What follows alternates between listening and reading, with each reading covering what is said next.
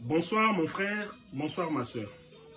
Nous voulons partager un thème que nous intitulons « Ton ennemi n'est pas mon ennemi ».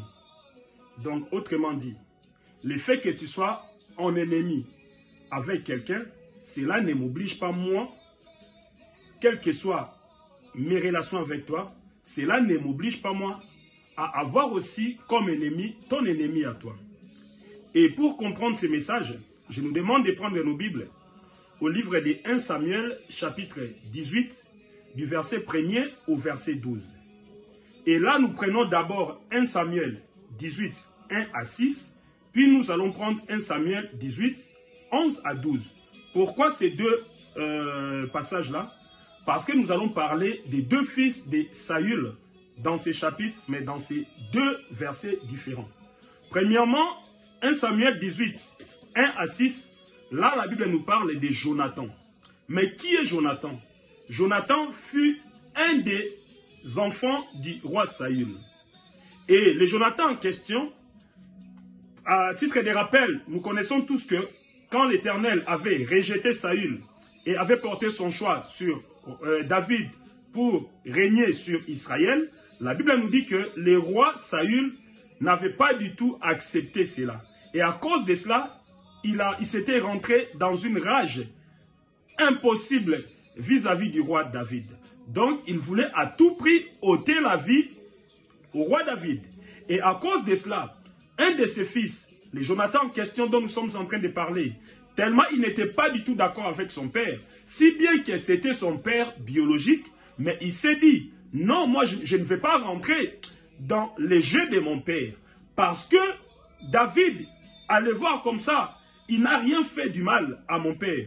Et moi, je ne suis pas obligé, excusez-moi pour la voix, moi je ne suis pas obligé de m'allier à mon père pour avoir comme ennemi commun le roi David. Donc, autrement dit, les affaires de mon père ne le concernent que seul.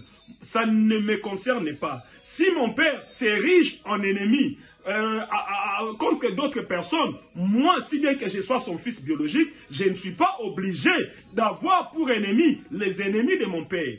Et mon frère, ma soeur, c'est pour cela, au 1 Samuel 18, 1 à 6, la Bible nous dit ceci. Quand Jonathan avait appris que son père avait mis un plan en place pour ôter la vie, soit tuer le roi David, qu'est-ce qu'il fera? Il ira voir secrètement le roi David pour le mettre au courant de cette manœuvre.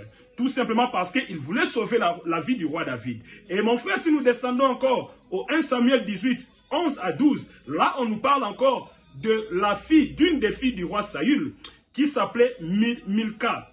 Et Milka en question était devenue plus tard la femme du roi David.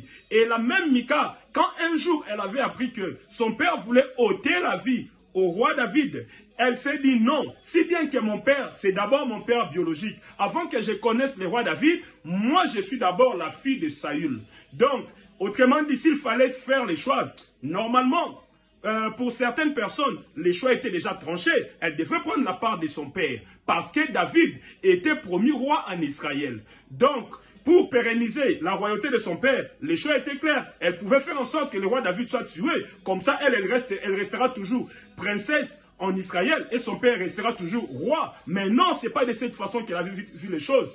Elle s'est permise d'aller voir secrètement son mari pour lui dire « Éloigne-toi de cet endroit, car mon père a mis un plan en place pour te tuer. » Mon frère, ma soeur, nous voyons que ces deux enfants-là avaient pour père biologique le roi Saül. Malgré que leur papa était en conflit, avait comme ennemi le roi David, malgré que leur papa voulait faire du mal au roi David, mais eux, ils se sont abstenus de cette histoire-là, parce qu'ils voulaient rester juste devant l'Éternel. Et mon frère, ma soeur, nous avons dit notre thème de ce soir, ton ennemi n'est pas mon ennemi. Mais combien dans la vie actuelle se permettent de rentrer dans des histoires qu'ils ne maîtrisent pas?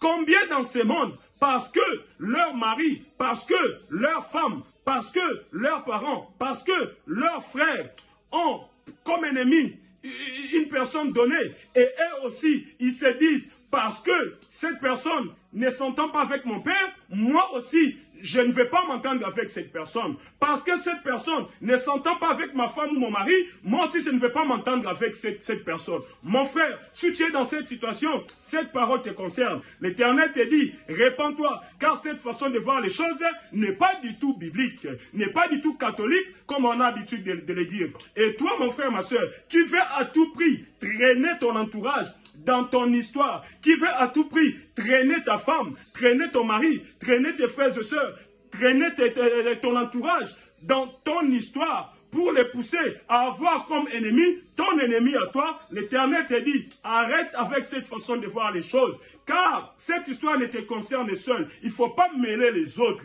Il ne faut pas mêler les autres. C'est pour cela, mon frère, ma soeur, pour conclure notre message, si nous prenons le livre de Jean, chapitre 18, versets 10 à 11, là, la Bible nous dit ceci. Un jour, le Seigneur Jésus-Christ, dans le jardin de Gethsemane, alors qu'il était sous l'arrestation de ses détracteurs, la Bible nous dit ceci, un de ses disciples, répondant au nom de Pierre, il prenait l'épée et coupa une des oreilles d'un des détracteurs du Seigneur. Et le Seigneur lui dira, cette histoire ne me concerne seul, ça ne te concerne pas. Qu'est-ce qu'il fera? Il reprena l'oreille et la recolla sur la tête de la personne dont l'oreille a été coupée. Vous voyez, mon frère, ma soeur, il ne faut pas se mêler dans les histoires d'autrui. Si ton père, si ta mère, si ton frère, si ton mari, si ta femme a des problèmes avec quelqu'un, toi étant enfant de Dieu, il faut rester juste. Il faut dénoncer le mal là où il y a le mal et défendre la justice ou la vérité là où il y a la vérité. Voilà, mon frère, cette parole nous concerne tous. Sois béni, que l'Éternel te bénisse.